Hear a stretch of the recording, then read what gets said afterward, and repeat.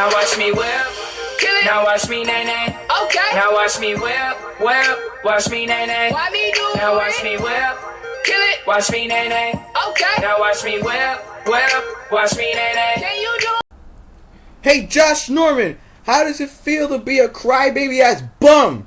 You're a crybaby ass bum now. I saw you crying after that loss against the Broncos in the Super Bowl in your face, boy. Because you are just a cover 3 all day crying bum. Yeah, you can't cover OBJ, man. That's what you get for talking crap about Odell Beckham when he almost cooked your ass for 2 touchdowns if he didn't drop that pass, man.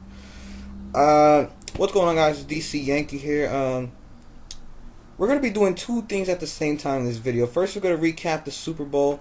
First and foremost, congratulations to the Denver Broncos and their fans on winning Super Bowl 50. Nice to see Peyton Manning win another ring, man. Sheriff wins another ring. He's going to ride off into the sunset. But now that I think about it, I'm a huge Peyton Manning fan. Huge fan of my Mannings.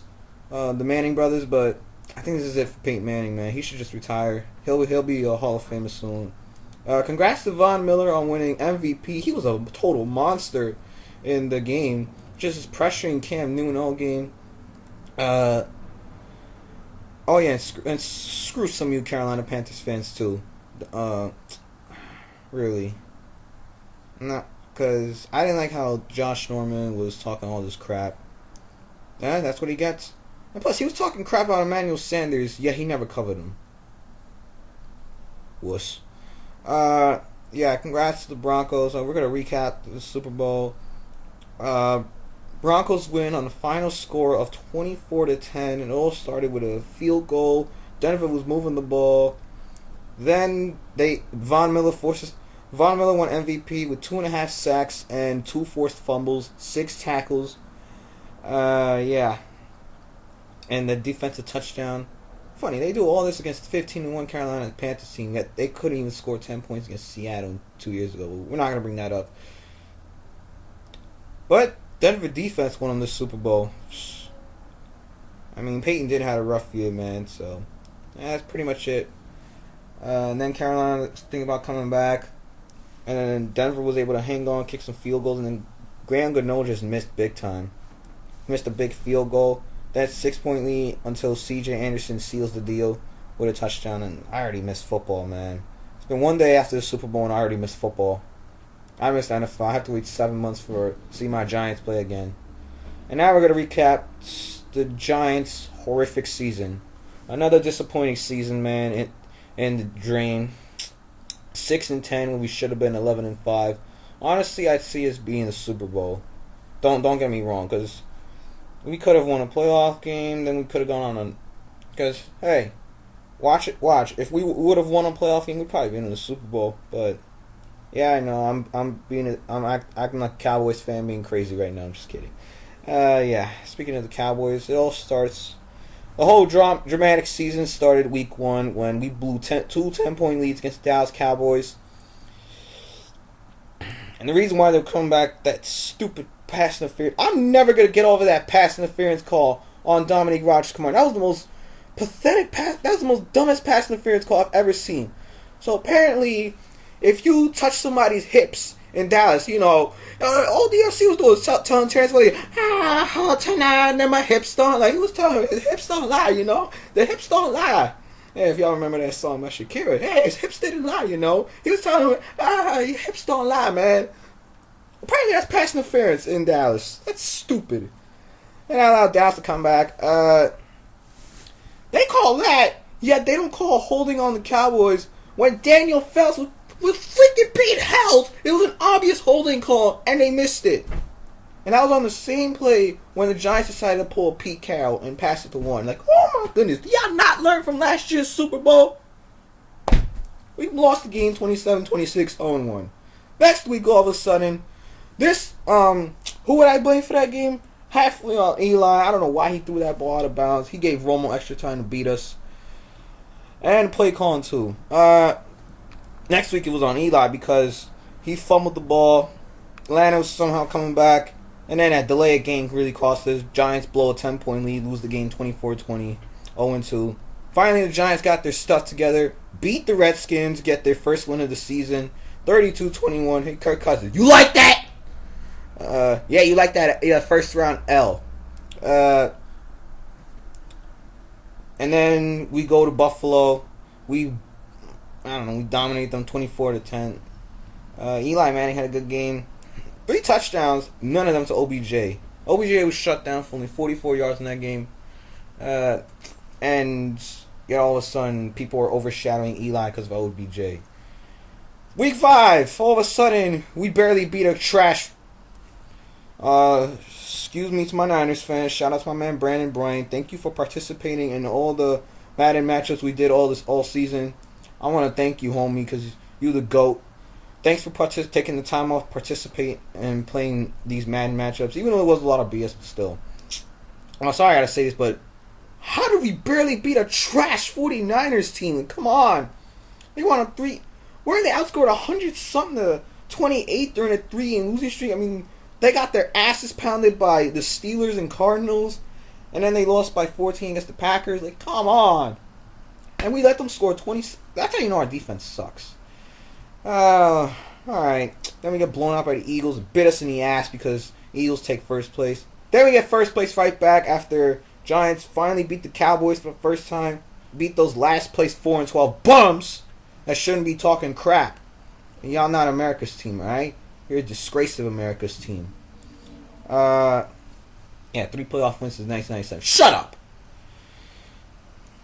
Then all of a sudden we lose a shootout against the Saints when we should have won that game if it wasn't for the freaking refs again, man. How you miss a face mask call on Willie Steen but calling on us? And even Brad Wing said it. He was being face masked first. We lose that game 52-49. And then we struggled against Tampa Bay. They weren't that bad. I mean, Jameis Winston. I gotta give it to Jameis Winston, man. He had a good season, decent season. He won Rookie of the Year. Honestly, it should have been Marcus Mariota, but still. Giants win 32-18. We all of a sudden 5-4, first place. And the game that pissed me off the most, the game against the New England Patriots. I despise this organization so much because of their annoying fans.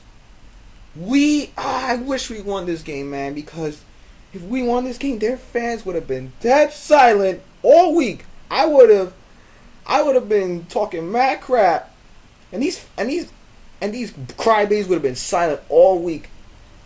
We blow another 10-point lead. Typical crap. Typical BS. Then all of a sudden, Tremaine McBride saves our ass. He gets an interception off of crybaby Tom Brady. All of a sudden, check this out real quick. Then they don't give Odell Beckham a touchdown. So he's saying this is not a touchdown. Going up top. Yeah, they're going for the gusto.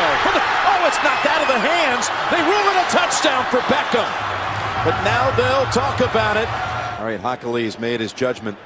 The pass is incomplete. The ball was knocked out just as the second foot touched the ground. The receiver had not yet become a runner. Therefore, it was an incomplete pass. What?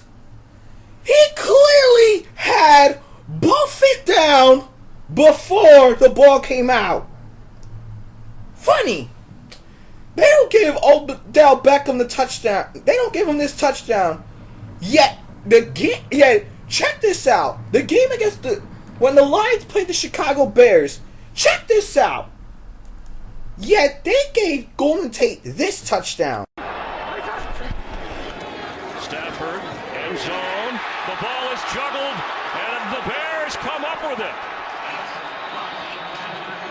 An interception by Jonathan Anderson. Looked like a touchdown, but not held on to by Tate. And it's ruled a pick for Chicago. Tate thinks otherwise. There's Anderson. This will be reviewed automatically because it's a turnover. Because breaking the plane does not apply until you become a runner. And what you're going to get is here in slow motion, it looks like it might be, But I'll tell you, the ball gets stripped out very quickly. And so to me, he does not become the runner, not able to ward off contact. So to me, since it's ruled incomplete, or it's actually ruled not a catch at that point, then it becomes basically an interception by Chicago and a touchback. And Mike, on a question, did Anderson control the ball all the way to the ground for the interception? Is that something they're also... Reviewing the play, the room on the field has changed. It is a touchdown. Now I'm really confused. Took 3 steps. What's the play?